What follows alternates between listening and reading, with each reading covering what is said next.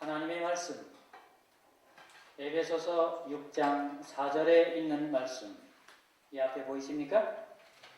다 함께 읽겠습니다. 봉독하겠습니다. 시작. 또 아비들아, 너희 자녀를 노엽게 하지 말고 오직 주의 교양과 훈계로 양육하라. 오늘 중심 말씀은 빨간 글씨입니다. 위에 까만 글씨 몰라도 노엽게 하는 아비들은 없을 테니까 오직 주의 교양과 훈계로 양육하라. 오직 주의 교양과 훈계로 양육하라. 바로 이곳 자랑스러운 동성인, 동성학교의 교육 목표 가운데 하나입니다. 봉사하는 신앙인, 교양 있는 생활인, 실력 있는 지식인, 도전하는 세계인, 동성학교 또는 교회가 이루고자 하는 교육 목표인 것입니다. 이미 여러분은 봉사하는 신앙인에 대해서는 들었습니다. 무엇이든지 다 봉사와 연결되어져 있다고 하는 사실입니다. 오늘 우리는 교양 있는 생활인, 교양 있는 생활인은 과연 어떠한 것일까?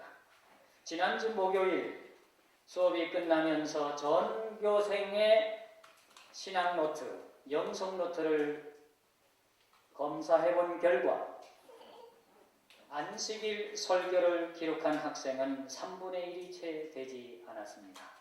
약간 실망하지 않습니다. 안식일 설교를 그렇게 기록하라고 칸에 있는데도 불구하고 빈칸으로 있는 학생들을 다 기억했습니다. 누가 안 썼는지, 누가 썼는지, 누가 그림을 그렸는지, 그것뿐만 아니라 가정학습 기간에 여러분이 집으로 돌아갔을 때에 그 빈칸을 기록했는지 안 했는지도 확인했습니다. 어떤 학생은 매우 국소수 몇몇 학생만이 자기가 나가는 교회에 안식일 예배 드린 설교를 기록했는데 가만히 보니까 그 교회 목사님 딸이었어요. 자기 아버지 설교하는 걸 기록을 했단 말이죠. 기록 안 한 학생이 대부분이었습니다. 어떤 학생은 그 안식일에 정말 놀랍게도 재림마을 방송을 보고 그 감상문을, 그 느낀점을 썼다고 하는 것입니다. 그 학생도 제가 기억을 했습니다.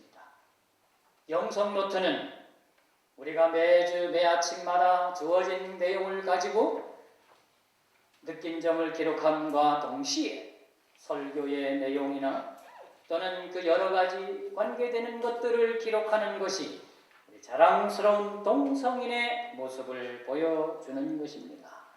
교양 있는 생활인, 자 보십시오. 이것을 기록 안 할 수가 없겠지요. 정말 우리 학생들이 그 기록한 걸 보면 제대로 기록하고 있는지 기록하고 있지 않는지, 제대로 기록하려면 저를 찾아오셔갖고 제가 설교한 이 PPT 파일을 보시면 돼요. 그러면 더 자세히 기록할 수 있을 것입니다. 교양이란 무엇이냐? 가르칠 교회의 기를 양입니다. 가르치며 기른다고 하는 뜻이 교양이었습니다. 교양.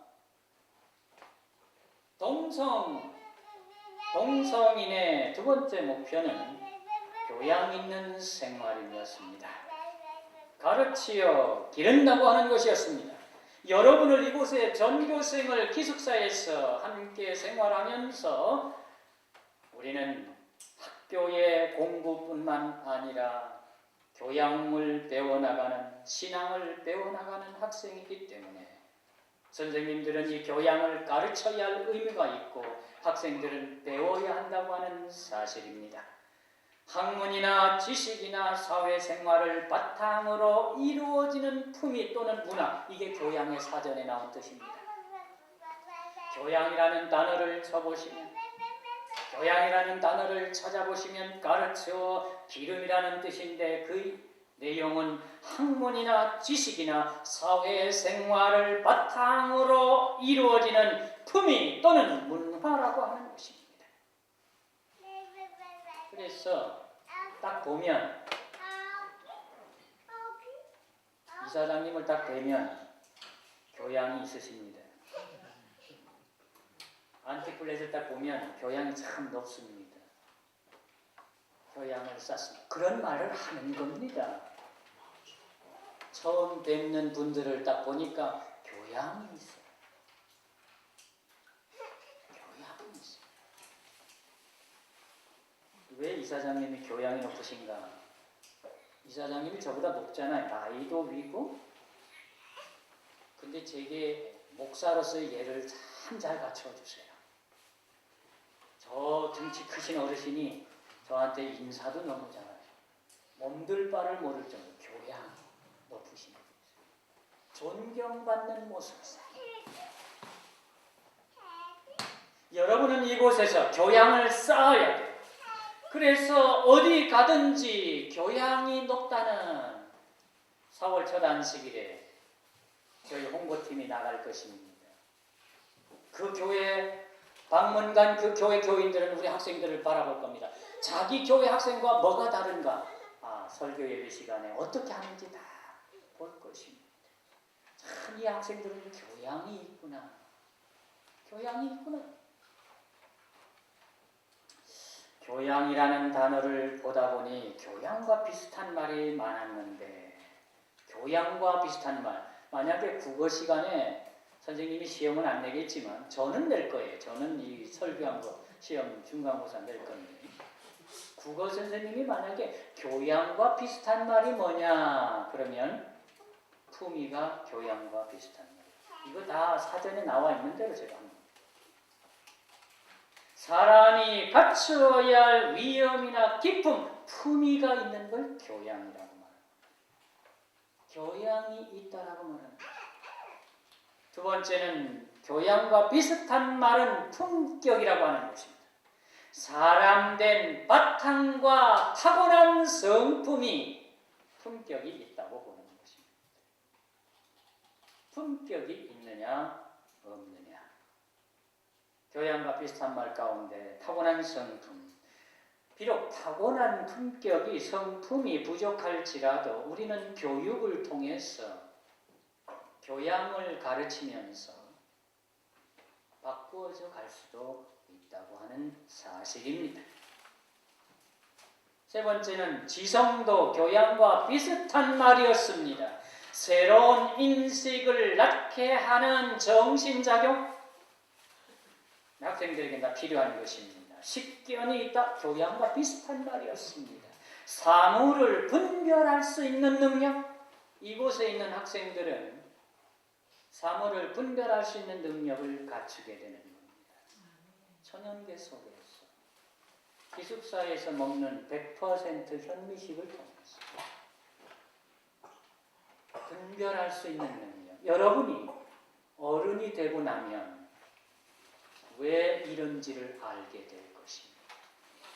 지금은 혹시 아닐지라도 여러분의 식견이 넓어질 수 있는 것입니다. 다섯 번째는 소양이라는 단어가 있었습니다. 교양과 비슷한 말 가운데 소양은 평소 닦아놓은 학문이나 지식을 말할 때 소양이라고 하는 것입니다. 소양이 소양을 넓히는 것입니다. 평소 소양을 넓혀가는 것입니다. 여섯 번째는 본때. 저는 이 말을 참 의미 있게 봤습니다. 저는 이 교양 있는 생활인 설교를 위해서 2주 동안 계속 교양만 생각해 왔습니다. 제가 이곳에 와서 3번, 학생들 앞에 3번 설교했는데 첫 번째는 그 동성이 무엇인지에 대해서 쭉 이야기를 했습니다. 한자, 동력동자의 술깰성. 나는 그 술깰성 때문에 정말 놀랐다고 여러분들에게 말씀드렸습니다. 두 번째 설교는 봉사하는 신앙인에 대해서 설교했습니다. 오늘 세 번째 학생들 앞에서 교양 있는 생활을 하면서 생활인을 준비하면서 이 본때라는 말에 또 생각을 많이 하게 됐습니다. 이 본때라는 말이 주먹질하는 사람들 가운데 쓰는 말 가운데 하나인데 본때 보여줘. 본때를 봐. 본때. 이 본때라는 말이 무슨 맛을 나타내는 건데 국어적인 사전을 보면 본보기가 되거나 내세울 만한 것이 있다고 하는 것입니다. 우리 학생들은 다 본때가 있습니다. 악기를 다룰 줄 알고 노래할 줄 알고 기도할 줄 알고 종종 아무도 없는 이곳 제가 이 기도실 목회실에 가만히 있어 보면 학생들이 조용히 와서 혼자 기도하는 모습들을 봅니다. 오늘도 아침 일찍 와서 기도하는 학생을 보았습니다. 본보기가 되고 있다고 하는 거죠. 자랑하지 않지만 본보기가 되고 있다고 하는 것입니다. 하나만 더 보죠. 7번째는 상식도 교양과 비슷한 말이었습니다. 사람들이 보통 알고 있는 상식. 동성인의 상식이 뭘까? 어제 저녁 이 학교 출신 학생들이 몇 명 왔었습니다. 그 학생들이 와서 뭘 느꼈을까 제가 물어보질 못했지만 와보고 싶어하는 와서 보고 싶어하는 그런 마음으로 왔을 거라는 생각이 들어집니다. 혹 여러분은 지금 내가 여기만 졸업해봐라 다시 오나 혹 생각할지 모르지만 그것은 기우일 것입니다. 어쩌면 떠나자마자 그리워질 수도 있는 것일 것입니다. 참 제가 목회 30년 하면서 설교, 부흥전도 어디 가나 두렵지 않게 하는 목사인데 동성학교 와서 제일 걱정되는 게 뭐냐 여러분들에게 맞춰서 어떻게 설교할까 이게 제가 대학 5년 있는 동안 설교 뭐 걱정할 거 없어요. 그냥 1시간이면 여러분은 여러분의 그 눈높이에 맞추려다 보니까 한 제목 가지고 2주를 고민하면서 도대체 어떻게 해야 될까 찾고 이런 책을 또 찾아내는 거예요. 미국의 저명한 교육학자인 알렉스 파커 박사가 전 세계 10대들의 필독서라고 하는 책 10대 매너 백서라는 책을 찾았어요. 우리 학교 도서관에 있다면 좋겠지만 없다면 이 책은 하나 있을 만하겠다는 생각. 여러분에게 맞추기 위해서 그래서 번역을 하면서 대한민국 10대 매너 백서라고 하는 제목으로 이 책이 나왔습니다. 제가 10대의 심정으로 이 책을 안 볼 수가 없었습니다. 전 책 안 사고 그냥 책방에 가서 책만 보는 거예요. 그리고 다 베끼는 거예요. 시간 투자해야 돼. 이런 내용이었습니다. 대인관계에서 지켜야 할 매너, 교양을 영어로 말하면 매너입니다. 교양 있는 사람은 매너 있는 사람인데 대인관계에서 지켜야 할 매너, 공공장소에서의 매너, 가족과 공동체에서의 매너, 식사할 때의 매너, 동성학교의 최고의 매너 가운데 하나는 식당에서의 매너입니다. 학생들이 밥 먹고 나서 행주 가지고 자기 먹었던 자리를 그 여럿이 먹었으면 그 중에 한 사람이 꼭 닦더라고요. 저는 세상 처음 봤습니다. 행주 가지고 자기 먹었던 자리를 행주도 한 20개는 되더라고요. 내가 세보진 않았지만 하여간 식당에서 일하시는 분들 머리 썼어요. 행주 하나만 놓지 않고 그 행주 바구니 가득 식사한 자리를 닦는 거였습니다. 그걸 보고 놀랐는데 제가 교감 선생님께 들은 말 서해 366에서 무슨 대회가 있었는데 우리 학생들이 가서 그 대회에 참가했는데 입상을 못했는데 상을 받았다고 그래요. 없던 상을 만들어서 받았다고 그러더라고요. 교감 선생님께 들었는데 무슨 상이냐 식당에서 밥 먹고 나서 행주 가지고 닦은 학생은 동성학교밖에 없더라는 거예요. 어느 학생도 그런 적이 없는데 서해 학교 학생도 그런 적이 없는데 우리 학생들은 몸에 배가지고 밥 먹고 난 자리를 행주로 다 닦거든. 안티플렛 오늘 점심 먹고 나고 보세요. 닦는지 안 닦는지. 안티플렛이 오늘 식사하고 나서 행주로 안 닦으면 여기 왔다가 의미가 없어. 그래갖고 손님이니까 봐줄 수 있어요. 그곳에서 동성학교 학생들이 없던 상을 만들어 상을 받았다는 얘기 교감선생님께 들었어요. 그게 매너예요. 학교에서의 매너, 친구 사이에서 매너, 전화 매너, 대화할 때의 매너. 전화할 때 가만히 보면 엄마한테 반말하고 막 야단치는 학생들. 지가 모자랐다고 엄마한테 함부로 그렇게 하는지. 제가 이제 요즘에 공중전화가 학교에 있기 때문에 그걸 좀 자꾸 들어보려고 어떻게 매너 있게 전화하는지. 대화할 때 하고 싶은 얘기가 제가 이거 이 준비하면서 교양 있는 생활인 설교하려면 한 대여섯 시간은 있어야 이걸 다 내가 할 수 있겠구나. 이걸 또 요약하려니까 또 너무 가상 공간에서의 매너. 이거 뭐예요? 카톡 매너, 페이스북 매너. 카톡, 페이스북만 하면 다 사람들이 이상해져. 안 하던 욕이 나오고 이상한 말. 이 매너, 가상 공간에서 카톡과 메시지와 이 문자와 페이스북이나 이런 곳에서 지켜야 될 매너 너무너무 많았습니다. 생활 습관 매너. 제가 학교에서 학생들 내가 졸업하기 전에 꼭 고칠 거, 수업 시간에 앉아가지고 발 떠는 거, 발 움직이는 거. 나 이건 반드시 너희들 고치겠다. 수업 시간에. 이렇게 수업하는데 누가 발을 떨어. 떨지 마. 스탑. 부모들이 제일 싫어하는 거. 그거 내가 고치겠다. 니네가 마음 먹어라. 작심해라. 절대 발 떨고 드드드드 발 떨고 무릎 다 떨고 그거 절대 용납할 수 없다. 수업 시간에. 예배 시간은 더더욱. 그건 자기 하나씩 생활 습관으로 고쳐져야 할 매너였다는 것입니다.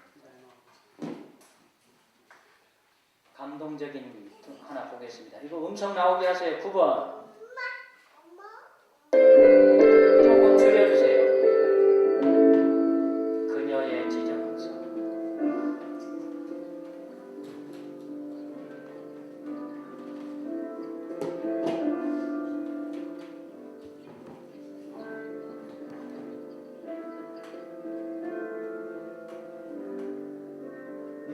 저 뭐가 안 나와. 음악만 나오고 멘트가 나오는데 말로 해야 되겠네. 말로 멘트가 나오는데 이거 왜 그러죠? 이게 방송 실수인가요?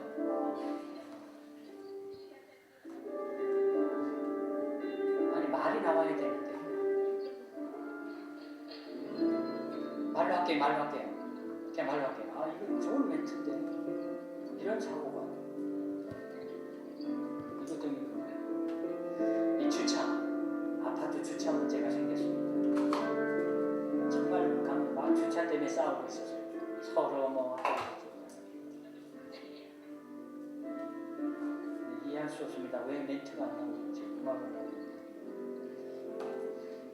여기서 이제 어떻게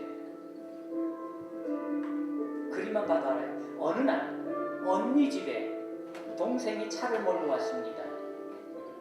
그래서 주차할 곳을 찾다가 바로 문 앞에 딱 비어 있었어요. 와우, 야 언니 집 앞에 이렇게 빈자리가 이야 신난다 하면서 가서 세웠어요. 가서 딱 세우니까 언니가 창문에서 쳐다보다가 저건 그리고 뛰어내려갔어요. 언니입니다. 언니. 예. 거긴 세우면 안 돼. 다른 데 가서 세워. 왜? 다른 데 가서 세워야 돼. 이유가 뭔데? 그냥 묻지 말고 다른 데 가서 세워야 돼. 그거 참 이상하네. 그래서 동생이 언니 집에 왔다가 할 수 없이 차를 또 빼가지고 꼭 비워두는 거예요. 그거 참 이상하다 할 수 없어. 그리고 다른 데 또 세울 데 없는 데 가서 어떤 차가 와서 딱 세우는 거야. 근데 이 언니가 가만히 있어요. 근데 그 차를 딱 보니 동생이 오면서 아니 저거 나 못 세우게 했던데 왜 저 사람이 세우지? 어떤 여자분이 내리더니 장애인 아들을 내리게 하는 것이고 그를 하는 것이죠. 언니는 웃었습니다. 그러자 그 자리에 세웠던 그 부모가 기뻐한 마음으로 그 자리에 차를 딱 세우고는 감사하다고, 제가 여러 번 봤거든요. 감사하다, 고맙다고 그러면서 가는 거예요. 그리고는 언니가 말하는 거예요. 어느 날부터인가 여기는 온 동네 사람이 이 가정을 위해서 말없이 비워두는, 이 자리를 비워두는 그녀의 지정석으로, 그 가족의 지정석으로 누가 시키지 않았지만 그렇게 하게 되었다. 감동 아니에요? 매너, 교양. 소리 안 나게 해서 미안합니다. 제 잘못은 아닙니다. 분명히 멘트가 있었습니다. 에베소 6장 4절 오직 주의 교양과 훈계로 양육하라. 거룩한 교양미를 주실 것이라고 말합니다. 우리에게, 하나님의 일을 하는 사람에게는 거룩한 교양미를 주시겠다고 말합니다. 밤에 찾아온 니고데모가 있었습니다. 니고데모는 유대인의 관원이요, 예수님 돌아가셨을 때 모략과 침량 섞은 것을 100근이면 어마어마합니다. 그 양의 내용을 준비했던 대단한 사람이었습니다. 이 니고데모는 이상하게도 부자요 관원이었지만 이상하게도 초라한 나사렛 사람에게 마음이 끌렸습니다. 여러분, 부유한 사람이 가난한 사람에게 끌렸다. 명예가 있는 사람이 명예가 없는 사람에게 끌렸다. 이 사람 교양 있는 사람입니다. 니고데모는 교양 있는 사람이었습니다. 구주의 입에서 나온 교훈들은 그에게 큰 감명을 주었습니다. 그는 이 놀라운 진리에 대하여 더 많이 배우기를 원했습니다. 결국 니고데모는 어려운 시절 그 초대교회 제자들의 신앙을 격려하였습니다. 세 번째, 예루살렘에 있는 교회를 유지하는 일을 도왔습니다. 네 번째, 복음 사업을 발전시키는 일에 그의 재산을 사용하였습니다. 전날에 그에게 존경을 표했던 사람들이 이제는 그를 조롱하고 핍박하였으므로 그는 이제 세상 재물에는 가난하게 되었으나 자신의 신앙을 옹호하는 일에는 흔들리지 아니하였습니다. 니고데모는 정말 교양 있는 사람이었습니다. 자기보다 못한 사람에게 배울 게 있다라고 생각을 한 것입니다. 그렇게 알게 되자 그는 온전히 하나님께 헌신했다고 하는 사실입니다. 저는 말씀을 줄이면서 자랑스러운 동성인, 교실에도 붙여있고 기숙사에도 붙여있고 복도에도 붙여있는 바로 이 동성인의 목표, 교양 있는 생활을, 교양 있는 생활인들이 다 되시기를 바랍니다. 마치며